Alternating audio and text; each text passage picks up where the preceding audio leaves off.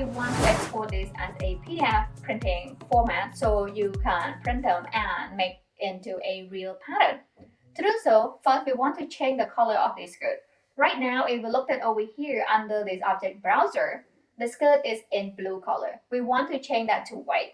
To do so, first I'm going to come over here to this add button right there under object browser to add the fabric. So I will use this transform pattern tool. My key selects all the pattern pieces.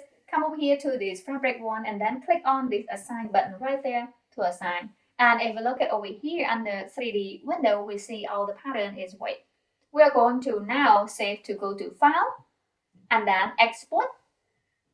So as I mentioned earlier, you can export as a plotter if you have a plotter that you can print your pattern in one piece.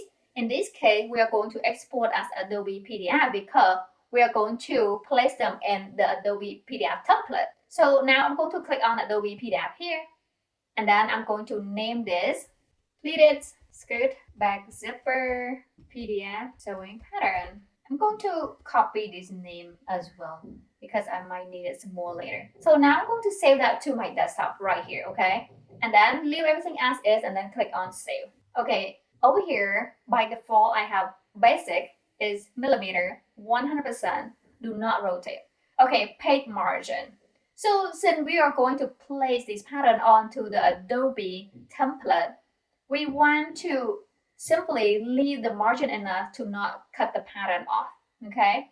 And over here, under option, we want to select all the show line. Simply check that box right there and then you select all the line. Next, I'm going to expand the show images. And we want to check this graphic. In case we have graphic, in this case we don't, but however, check it's fine. And over here, show all information.